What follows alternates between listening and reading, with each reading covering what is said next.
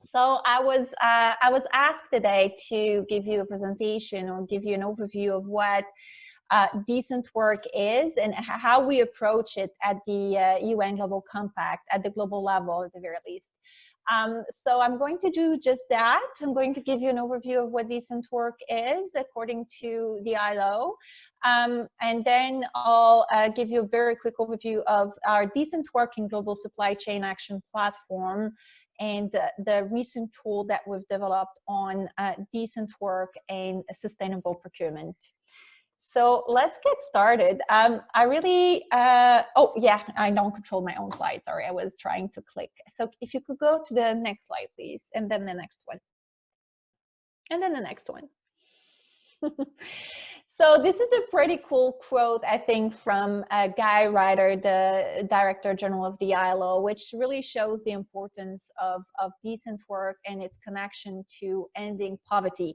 Ending poverty being goal 1 in the SDGs, but also being one of the broader objectives of the SDGs and the 2030 agenda. I'm going to read it because I really like it. Ending poverty and promoting decent work are two sides of the same coin. Decent work is both the major instrument to make development happen and also, in effect, the central objective of sustainable development. And normally when I read definitions, it's when you clearly notice that English is not my first language, because I normally don't pause at the right in the right place, but I hope it wasn't too obvious. If you could go to the next slide, please. And as Joe mentioned, decent work is normally identified by many companies as the goal they feel the most connected with. This is stats from assessment that we do every year with our companies, and says that 80% or 87% of our companies believe that they have an impact on goal 8. But then when you do the same assessment on what actions are taken in global supply chain, which is really how you advance goal 8, decent work, human rights, labor rights at the global level, these numbers are significantly lower. So we see that there is still a lot of work to do in understanding the connection between practices and how it impacts decent work more globally. If you could go to the next slide, please. And I think it's also important to make the connection with human rights due diligence, which is not right away visible in the SDGs, but is included in most of the SDGs. And it's also important to mention that the human rights due diligence approach is in effect how you will advance, change your behavior, adopt good practices, and advance the SDGs in practice, and specifically for goals, more social goals like obviously goal 8, but other goals related to discrimination, gender equality, and ending poverty. If you could go to the next slide, please, and then the next one. So this is the official definition of decent work by the International Labour Organization. And, you know, if you have a bit of knowledge of our 10 principles, you know that we have 2 principles on human rights, 4 principles on labor. We work really closely with UN agencies, and in reality, we consider the relevant UN agencies as the guardian of our principles. So the International Labor Organization is providing the expertise that we need on labor-related issues. It's you know, understood that human rights due diligence is included in what we intend by decent work, but it's also broader than that. It's everything that workers aspire to in their working lives, or what they can achieve in their private lives. It looks at opportunities to have a fair income, both wages and incomes, social protection benefits, coverage, and I think this crisis make it even more obvious that the lack of safety net, the lack of social protection has made this crisis even worse. And it's also important that this entire process of, decent work and achieving decent work comes from good social dialogue. Workers should be able to express their needs and express issues. Social protection is also part of what we mean by decent work. So it really covers a lot of labor-related issues, not always typically human rights issues, but also, again, what you need to achieve decency in your life, working life, and private life. And it can also include training, for example, and access to promotion in a way, so having that opportunity. So if you could go to the next slide. These are just basically numbers pre-COVID showing that we're still far away. Forced labor, child labor, discrimination still being really important issues. Working poverty as well. This is, not necessarily a topic that we discuss very often, but poverty that exists in the workspace is really important. One stat that is not on this slide, but that I find really striking is that pre-COVID, 60% of workers around the globe are working in the informal sector. So it's a pretty high number. Now, what this means now in the current crisis is that these people are completely left alone, completely by themselves with no safety net whatsoever. So these numbers can, I don't want to be depressing today. I think we're all quite depressed already, but it's important to mention that the current context will obviously make these numbers even worse. The ILO has published a number of reports basically saying that all these people who used to work in the informal sector will join the rank of a large number of people forced to work in forced labor conditions by a lack of choice. And a lot of employers are going to take advantage of this. If you can go to the next slide, please.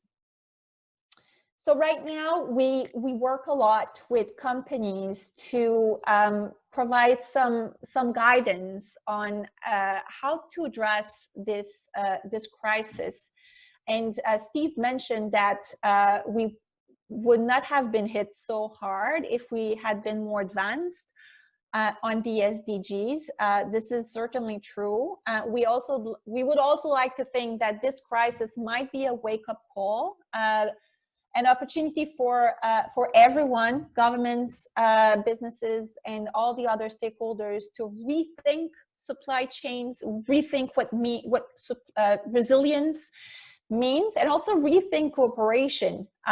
This is really important to achieve these SDGs, and the ones that are potentially the more successful in dealing with this current crisis might be the one who are able to collaborate with others and engage with suppliers and think about the long term. Obviously, not to say that everyone has the luxury of doing that. I think small and medium-sized enterprises right now are, cannot really think about long term, but a lot of companies can. And we've seen a lot of examples of companies supporting their suppliers in this time of crisis, paying in advance suppliers so that they could cope with the impacts of the COVID-19 crisis. But just as a bare minimum, just respecting current orders, current contracts, is also very important. We've seen quite alarming numbers in the garment sector. orders that were already on their way and were canceled last minute. Obviously, it's the workers who at the end of the day pay for the price of all of this. So enough with the depressing stuff. If you could go to the next, and then we can go a bit faster, because you also all want to go into the more specifics in the breakout, and also maybe have some questions at the end. So maybe go to the next. I'll go to how we approach decent work here at the Global Compact.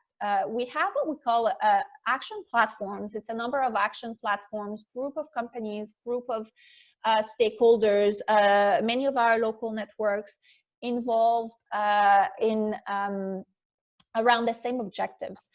They cover most of the time specific SDGs, in this particular case SDG A, but we also have other action platforms covering other topics. If you could go to the next slide. The next, please. Yeah. So our big objective is to advance human rights and labor rights in global supply chain, and we really take the angle of procurement. When we assessed companies, or when we discussed with companies what they thought were the biggest gaps in their companies to advance decent work in global supply chains, all of them were almost said, well, it's our procurement practices, we believe. We've noticed that there is very often a pretty big disconnect between a procurement staff or procurement colleagues and other colleagues on the sustainability strategy. And not to say that it's the procurement staff's fault. It's very often that objectives are conflicting, objectives of price, of time, of type of suppliers who can be conflicting again with the objectives, the sustainability objectives, and the need to respect human rights and advance decent work.